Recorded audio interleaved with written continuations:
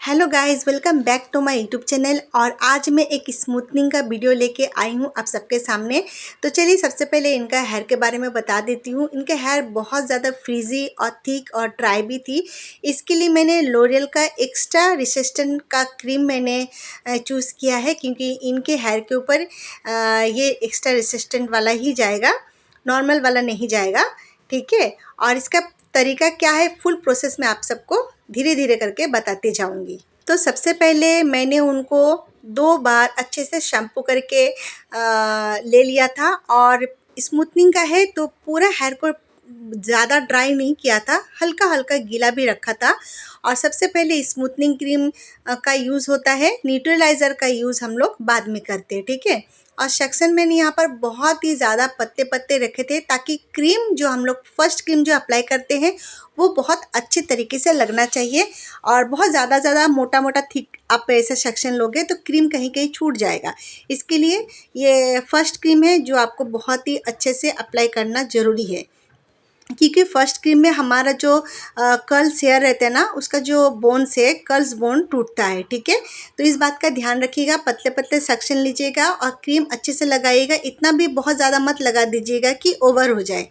ठीक है, और एकदम कम भी मत लगाइएगा, बस इतना लगाइएगा कि आपका पूरा क्रीम जो है एक एक सेक्शन में अच्छे से अप्लाई हो जाए। ठीक है, और क्रीम लगाते वक्त आप ध्यान रखिएगा कि ग्लव्स पहनना बहुत ज़रूरी है और स्कैल्प पे टच नहीं होना चाहिए, नहीं तो आपका जो कस्टमर है, जो क्लाइंट है, उनके स्किन में जो इचिंग हो सकता है और हेयर फॉल भी हो सकता है। तो ये चीज़ का आप ध्यान रखिएगा। ठीक है, और जब भी आप फर्स्ट क्रीम लगाएंगे ना, मतलब स्मूथनिंग क्रीम, तो टाइमिंग का थोड़ा ध्यान रखिएगा, क्योंकि यहाँ पर मैं अकेले कर रही थी, मेरे हेल्प के लिए कोई भी नहीं था। तो मुझे थोड़ा सा कैसे आदत है और प्रैक्टिस भी है, इसके लिए मैं बहुत जल्दी जल्दी फास्ट हाथ चला रही थी। और क्योंकि इसमें कैसा है, 20 मिनट के अंदर या 25 के अंदर पूरे क्रीम अप्लाई हो जाना चाहिए पूरे बालों पे। तो ये चीज़ का ध्यान रखिएगा। और बहुत ज़्यादा फटाफट करने के चक्कर में ये भी नहीं होना चाहिए कि कहीं कहीं आपका क्रीम छूट जाए। ठीक है, तो ये आप टाइमर लगा लीजिएगा, उस हिसाब से आप काम को थोड़ा सा फास्ट करने के लिए कोशिश कीजिएगा। तो यहाँ पर मैं आप लोगों को बताना चाहूँगी, स्मूथनिंग क्रीम हम लोग सबसे पहले लगाते हैं, ये फर्स्ट क्रीम है। और इसका काम रहता है, हमारा जो हेयर्स बहुत ज़्यादा कर्ल्स रहता है ना, वो कर्ल्स को तोड़ने का काम करता है। मीन्स होता है हेयर्स बोन को तोड़ने का काम करता है। इसी में आपका जो हेयर्स है ना, जब आप इसको धोने के बाद सुखाओगे ना, तो लगभग बहुत सारा आपको स्ट्रेट दिखना स्टार्ट हो जाएगा। ठीक है, तो ये स्मूथनिंग क्रीम का पहला क्रीम होता है, आपका हेयर्स बोन को टूटने का काम करता है। ठीक है, तो जैसे कि मैं बताई, पूरा हेयर्स पे जब आपका पूरा हो जाएगा प्रोसेस, पूरा हेयर पे लग जाएगा ना पहला क्रीम, तो उसके बाद आप लोगों को ना चेक करना रहता है। आज चेक करने का तरीका भी क्या है वो भी मैं आप लोगों को बताऊंगी। चेक हम लोग कैसे करते हैं, जब पूरे हेयर्स में क्रीम लग जाती है ना, उसके बाद हम लोग थोड़ा टाइम के लिए रुकने पड़ता है हम लोग को। जैसे आप 15 मिनट का टाइम लगा लीजिए। ऐसे तो पूरा प्रोसेस आपका 40 मिनट तक चल ही जाता है। लगभग हर किसी के हेयर पे 40 मिनट तक जाता ही है, लेकिन किसी किसी के हेयर्स पे क्या होता है ना, थोड़ा कम टाइम में ही रिज़ल्ट आ जाता है। बट यहाँ पर मुझे इनके हेयर पे पूरा 40 मिनट्स मेरा गया था। फिर भी हम लोग ऐसा रिस्क नहीं लेते हैं।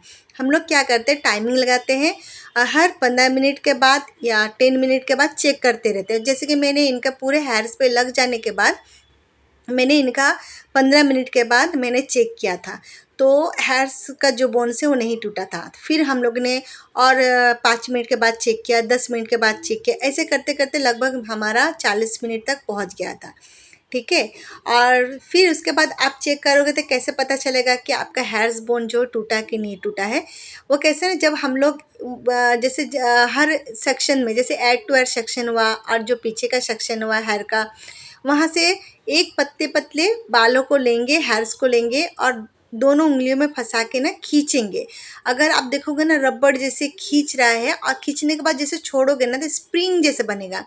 तो जैसे अगर बन गया, स्प्रिंग जैसे बन गया खींचने के बाद, तो आपको पता चल जाएगा कि हाँ, हमारा काम हो गया है, अब हेयर को धोना है। ये प्रोसेस भी आपको दिखाऊंगी मैं, किस तरीके से उंगली में फंसा के बालों को चेक कर रही हूँ, वो वीडियो में मैं दिखाऊंगी, बनाई हूँ।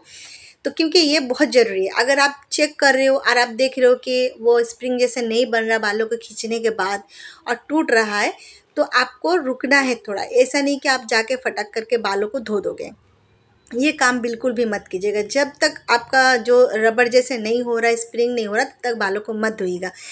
फिर भी आपको मैं बता देती हूँ, लास्ट आप 40 और 50, इससे ज़्यादा नहीं कभी भी रुकिएगा। फिर अगर बोन्स टूटे या ना टूटे, 50 मिनट तक रख के आपको बालों को धोना ही है, रिंस कर देना है, ठीक है। और रिंस करने का तरीका भी मैं बता रही हूँ। कभी भी ठंडे पानी से ना धोने जाए और ना तो गर्म पानी से धोने जाए, हल्का पानी को गुनगुना करें। क्योंकि मैंने इनका ऐसे किया था, एकदम हल्के हल्के गुनगुना पानी से धोए थे ना, मतलब आपको बता रही हूँ पूरे वीडियो में मैंने विदाउट फ़िल्टर में इनका लास्ट वाला जो पूरा प्रोसेस होने के बाद बनाई हूँ। इतना अच्छा लग रहा ना विदाउट फ़िल्टर में, क्योंकि लोग फ़िल्टर लगा देते, बहुत शाइन, बहुत चमक लगती है ना, लेकिन मेरा वीडियो में आप देखोगे विदाउट फ़िल्टर का है। तो जैसे कि देखिए मैं यहाँ पर कैसे खींच के चेक कर रही हूँ, और खींचने के बाद स्प्रिंग होता है तो हम लोग को पता चल जाता है कि प्रोसेस हो गया।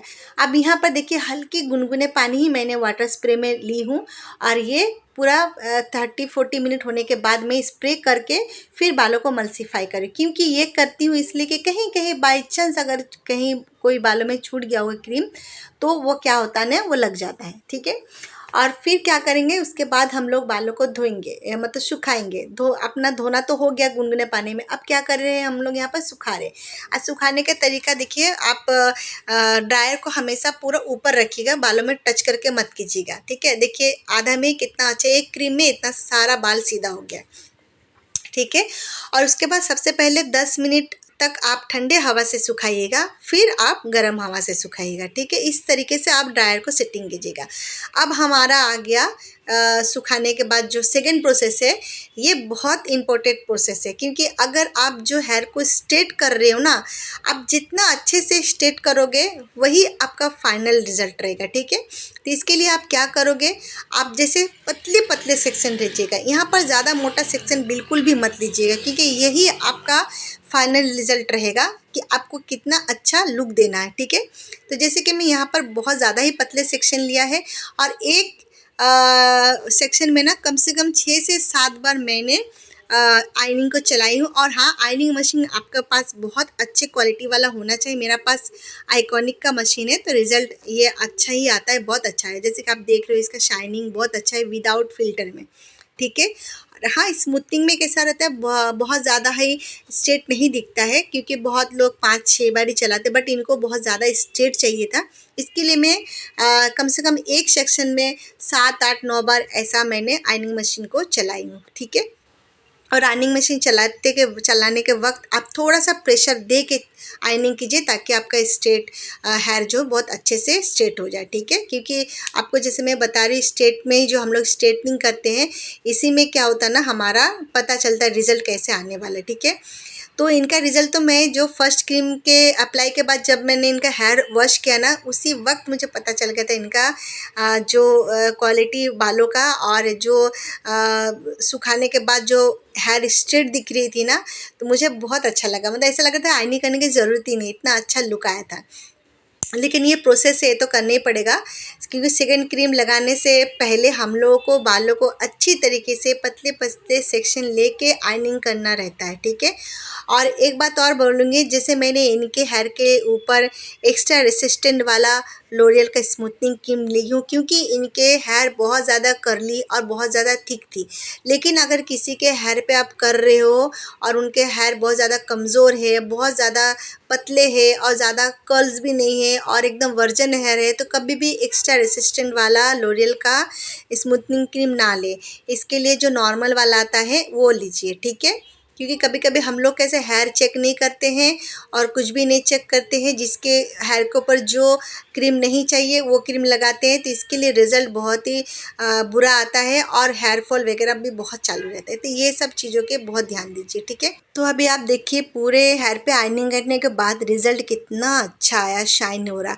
अब हम लोग क्या करेंगे, सेकेंड प्रोसेस करेंगे। यहाँ पर हम लोग डालेंगे बाउल में न्यूट्रीलाइज़र, ठीक है। न्यूट्रीलाइज़र का काम क्या होता है वो भी मैं बता रही हूँ आपको। जो हम लोग जो आयनिंग किए हैं ना बालों पे, ये हमारे जो स्ट्रेट का जो लुक दिए हैं, जो बालों को सीधा किए ना, ये यहीं ऐसे ही लॉक कर देगा। क्योंकि आप अगर लॉक नहीं करोगे तो आपका बाल तो फिर तो टेढ़ा बेढ़ा हो जाएगा ना। तो ये सेकंड क्रीम का काम यही रहता है कि आप जिस तरीके से आयनिंग की हो बस उसको वहीं पर वैसे ही लॉक कर देगा। ये सेकंड क्रीम का जो काम है न्यूट्रीलाइज़र का, बस यही है। लेकिन यहाँ पर ध्यान देने वाली बात ये है, जिनको भी आप बाल पकड़ाते हो सेक्शन के लिए, उनका जो हाथ है गीला नहीं होना चाहिए और ना आप वो क्रीम हाथों में वो बालों को पकड़ो, ठीक है। तो यहाँ पर थोड़ा सा हेल्प करने के लिए आप किसी को ले लो ताकि सेक्शन निकाल के आपको दे। और ये जो न्यूट्रीलाइज़र का जो क्रीम है ना, इसको आप बहुत कम टाइम के लिए रखने पड़ेगा, जैसे कि आप 10 मिनट या 15 मिनट, इससे ज़्यादा बिल्कुल भी मत रखने चाहिएगा क्योंकि ये बहुत स्ट्रॉन्ग क्रीम रहता है। इसका काम सिर्फ यही रहता है, जो आप स्ट्रेट की हो बालों को उसको लॉक कर देंगे। लेकिन एक चीज़ और है, जैसे पहला क्रीम में आप थोड़ा सा हिल लेते हो, थोड़ा सा चलेगा, बट ये सेकेंड क्रीम जब आप अप्लाई करते हो तो आपको हिलना झुलना बिल्कुल भी नहीं है, मूव नहीं करना है। 10 मिनट 15 मिनट आपको एकदम पूरा स्ट्रॉन्ग एकदम बैठना है स्ट्रेट, ठीक है। इनके फिर पूरा प्रोसेस होने के बाद मुझे नहीं लग रहा था कि आयनिंग करना चाहिए करके, मतलब ज़रूरत ही नहीं था। फिर भी बोलते ना, जब भी कोई चीज़ कच्चा रहता है तो उसके ऊपर और अच्छा लुक आने के लिए और अच्छा रिज़ल्ट आने के लिए लास्ट में अगर आप आयनिंग कर देते हो तो उसका रिज़ल्ट और 2 गुना बढ़ जाता है, ठीक है। तो मैंने क्या किया, जो सेकंड क्रीम को जब मैंने 10 मिनट रखने के बाद धोया, उसके बाद सुखाने के बाद मैंने एक बार और आयनिंग चला दिया, ठीक है। और सेकंड क्रीम के बाद जो क्रीम लगाने के बाद जो धोते हैं ना, वहाँ पर भी आप हल्के गुनगुने पानी से ही धोइए। तो आप लोग रिज़ल्ट देखिए, बहुत ही अच्छा आया है। और 3 दिन तक अभी आप लोग को इसमें पानी नहीं देना है और कोई क्लिप नहीं लगाना है, पोनीटेल में रबड़ नहीं लगाना है, कस के नहीं बांधना है और पानी वाला हाथ और पानी टच ही नहीं करना है। 3 दिन तक आप लोग को बहुत अच्छे से संभालना है, कानों को पीछे नहीं देना है बालों को। और स्मूथनिंग के लिए जो शैम्पू और कंडीशनर प्रोवाइड होता है, उसी शैम्पू कंडीशनर से 3 दिन के बाद आप लोग को हेयर को वॉश करना है, ठीक है। तो बहुत ज़्यादा आप लोग को ध्यान रखना है। तो चलिए, अगर आप लोग को ये वीडियो अच्छा लगा हो तो प्लीज़ कमेंट ज़रूर कीजिएगा और सब्सक्राइब कीजिएगा और शेयर भी कर दीजिएगा। प्लीज़ सपोर्ट कीजिएगा मुझे, ठीक है। तो चलिए, मिलते हैं नेक्स्ट वीडियो में, तब तक के लिए बाय बाय, टेक केयर।